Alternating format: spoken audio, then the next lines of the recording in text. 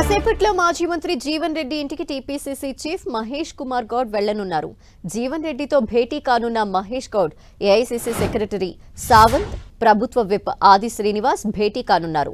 రేపు పార్టీకి రాజీనామా చేస్తానని జీవన్ రెడ్డి ప్రకటించారు.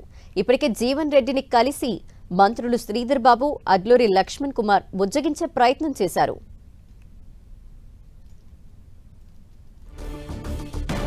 మరి కాసేపట్లో జీవన్ రెడ్డి ఇంటికి మహేష్ గౌడ్ చేరుకోబోతున్నారు. ఆయన బుజ్జగించేందుకు ప్రయత్నించే అవకాశాలు ఉన్నాయి. దీనిపై డీటెయిల్స్ మా ప్రతినిధి సతీష్ అందిస్తారు. సతీష్,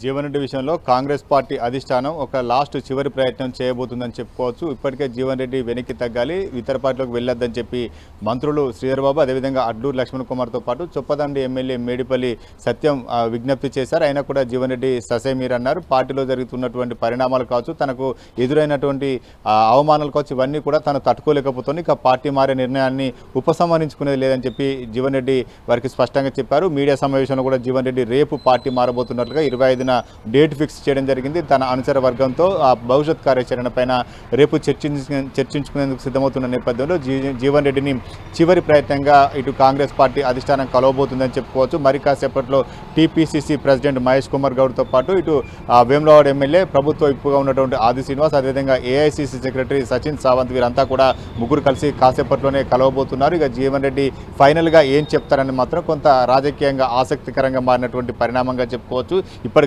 వరకు అయితే జీవన్ రెడ్డి ఎట్టి పరిస్థితుల్లో ససేమిరా అనే వ్యాఖ్యాన్ని పదే పదే చెప్తూ వచ్చారు. ఇక పార్టీలో కొనసాగించాలంటే ఆలోచించాల్సిన అంశం పైన కూడా చాలాసార్లు ప్రస్తావించడం జరిగింది. ఇప్పటికే జీవన్ రెడ్డి సంబంధించినటువంటి ఫ్లెక్సీల విషయంలో చాలా మార్పు కూడా కనబడుతుంది. అక్కడ ఇంతకుముందు గతంలో కాంగ్రెస్ పార్టీ అధిష్టానం సంబంధించినటువంటి ఫ్లెక్సీలు దర్శనమిచ్చేది. కానీ కొత్తగా జీవన్ రెడ్డి ఒక్కరే ఫ్లెక్సీలతో తన అనుచర వర్గం ఏర్పరిచిన ఫ్లెక్సీలు ఇటు రాజకీయం కూడా చర్చనీయాంశంగా మారింది. ఇటు బీఆర్ఎస్లోకి వెళ్తారా, బీజేపీలోకి వెళ్తారా, ఇంకా ఫైనల్ డెసిషన్ డిక్లేర్ కావాల్సిన నేపథ్యంలో ఇటు కాంగ్రెస్ అధిష్టానం కూడా ఈరోజు రేపు జైన్ కాబోతున్న నేపథ్యంలో ఈరోజు కాంగ్రెస్ పార్టీ అధిష్టానం మాత్రం మరొకసారి జీవన్ రెడ్డితో సంప్రదింపులు చేసేటువంటి ప్రయత్నం చేస్తుంది.